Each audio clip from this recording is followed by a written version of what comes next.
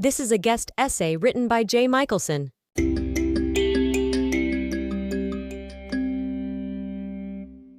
For 20 years, I have had parallel careers in meditation/religion/spirituality on the one hand, and journalism/law/activism on the other. Yes, I realize those are 6 careers, not 2. I do not recommend this. For a while, the joke was that I would stress people out in my journalism work, then relax them in my meditation work. These parts of my work did seem quite distinct from each other, sometimes diametrically opposed. But during Donald Trump's presidency, I began to experience an unexpected convergence. On the one hand, the American populist phenomenon could not be adequately explained without recourse to psychology, sociology, religion, and the collection of deep human needs and yearnings that are often collected in the term spirituality. Obviously, there are also economic and cultural factors that drive almost half of America to follow a pathologically lying con man. But, as is now well understood, the fear, rage, resentment, and religiosity of Trump's base are at least equally important. At the same time, I increasingly saw how the tumult of our political lives, 2016 now seems quaint by comparison, was affecting our emotional, religious, psychological, and spiritual lives. Arguably, this has always been true for Black people, poor people, queer people, and others who have been systematically disadvantaged for generations, which is one reason why a lot of conventional spirituality seems so privileged. Indeed, sometimes it is part of the problem. As Karl Marx observed a long time ago, spirituality can imply that one's salvation, wellness, and/or worth depends on individual faith or actions rather than societal change. People felt terrified, vulnerable, and anxious in a way they had not before. Political instability, technological change, and the degradation of our public discourse was creating new kinds of emotional, spiritual, and psychological suffering. And that was before COVID, whose 4-year anniversary we just celebrated. So I began to realize maybe my 2 career paths were not as divergent as I thought. In the last few months, I have seen this convergence anew in the context of Israel and the Palestinians. Across the political spectrum, folks are speaking and acting out of trauma, rage, fear, and quasi-Manichaean moral binaryism. We seem to have lost our emotional centers of gravity and become unmoored. Rather than speak in general terms, I'm going to look at one tempest in a teapot as a microcosm of the mess, the otherwise obscure literary magazine called Guernica. Recently, Guernica published a critical of Israel piece by a left-wing Israeli activist writer named Joanna Henn. On the spectrum of American public opinion, Henn's piece is surely in the most liberal 20%. She is a longtime peace activist who refused to serve in the Israeli army. Her family moved from the United Kingdom to Israel when she was 16 and works on various coexistence efforts. She volunteers for a nonprofit that helps Palestinians access health care and wrote movingly of continuing to do this work in the shadow of a war she passionately opposes. The response?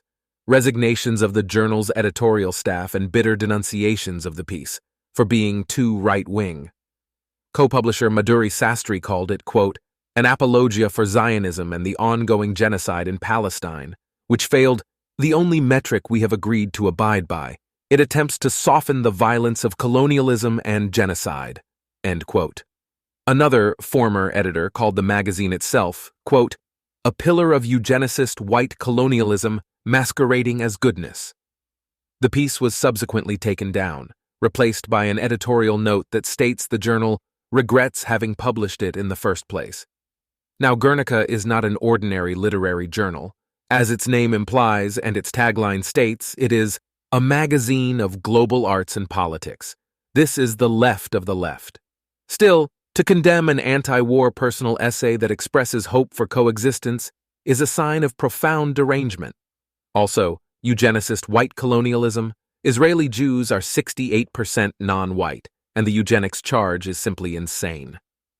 So completely has the polar black/white rhetoric of genocide been ingested that, as I predicted 5 months ago as the term was beginning to be mainstreamed on the left, anyone who has anything other than a full-throated denunciation of Israel, let alone the war, is, by definition, an apologist for evil. From the vantage point of Guernica, It seems that there can be no compromise or coexistence with such a person. There is no such thing as a good colonizer or genocider, and since the highly specious claims that Zionism is colonialism and the Gaza war is genocide are now axioms whose truth is assumed, reasonable people cannot disagree, because disagreeing means defending the indefensible. But what planet do these leftists think they are living on? Are all of us who have a different perspective on 150-year-old conflict malevolent liars who rationalize pure evil? And is there any alternative to coexistence? One-statism on the Jewish or Palestinian side is utter delusion. You would think Israelis would see by now that Palestinians cannot be bludgeoned into submission, but apparently not. Meanwhile, what would Guernica's anti-coexistence editors propose we do with the 7 million Jews who live between the river and the sea, most of whom will never accept at gunpoint, becoming an ethnic minority in what was once the only Jewish state in the world? Should there be a war of ethnic cleansing, also known as genocide? A population transfer? Or are we to believe that these 7 million Jews will be persuaded somehow by eloquent anti-colonialist essays in Guernica? Surely the only hope for the 5 million Palestinians who also live between the river and the sea is some form of coexistence. If not 2 states, then at least some kind of confederation, or one democratic state, or some solution that involves people like Joanna Henn building bridges of reconciliation between Israelis and Palestinians. If there is no space for Joanna Henn in the world that Guernica imagines, that world is purely imaginary. The seething anger, the white-hot rage, the old-fashioned radical purity politics that can admit no diversity of opinion. This is a politics of trauma. The horrors of the Gaza war and the episodes before it have colonized minds and hearts. There is no space within them for a nuanced view of the Zionist enemy, or for reasoning. There is no good Israeli, no one on the other side who is not evil. Damn right we're angry. The response to this scuffle from much of the Jewish mainstream has been similarly based in trauma, reactivity, and fear. And predictable, it is anti-Semitism. For example, the Guernica editor's decision was said to be unquestionably anti-Semitic, according to one writer, because to demonize anyone as murderous and oppressive simply because they live in Israel is textbook anti-Semitism. It is? In what textbook? As noted above, if Zionism is colonialism, then anyone who participates in it and does not work for it to be ended is supporting colonialism and shouldn't be in a left-wing literary magazine. That is not anti-Semitism. It is having a set of misguided principles. Joanna Henn is not being demonized because she is Jewish or because she lives in Israel. She is being demonized because she is supposedly defending some version of the state of Israel, which this benighted editorial board sees as akin to defending genocide and colonialism. This mislabeling happens again and again and again. In the Daily Beast this week, I wrote about Jonathan Glazer's speech at the Oscars, in which he condemned hijacking the Holocaust to justify the occupation and the war. Needless to say, Glazer has been excoriated for anti-Semitism. It is always anti-Semitism. Claudine Gay answering a trick question designed to trap her. Anti-Semitism. She was not asked to condemn calls for genocide against Jews. She was asked if they violated a harassment policy.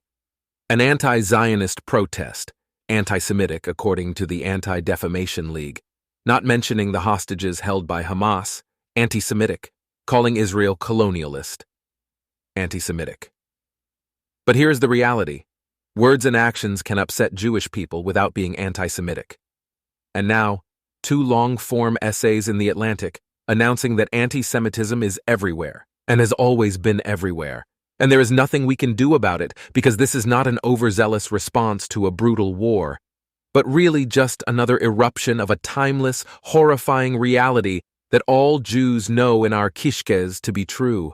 The Goyim hate us and want us dead. For now, I want to dwell on what this wave of overdiagnosis is really about. Trauma, pain, and fear. In a narrow sense, as Jews are still traumatized by October 7th and the continued plight of Israeli hostages, and progressives' muted or outrageous responses to it. And in a wider sense, Jews just carry a whole lot of trauma, intergenerational and otherwise, in our bones. That does not make our judgments right, but it can explain why they are wrong.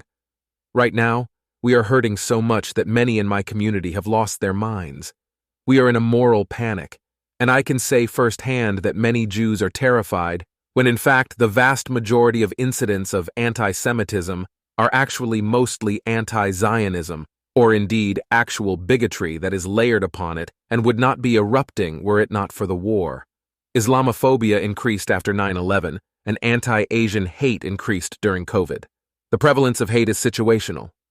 Of course, there are many real incidents of anti-Semitism, but not everything that is upsetting to a Jewish person is anti-Semitic.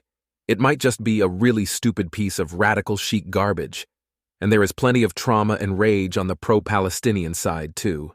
Watch a single video of the horrors of Gaza, and you will feel it too, as I have.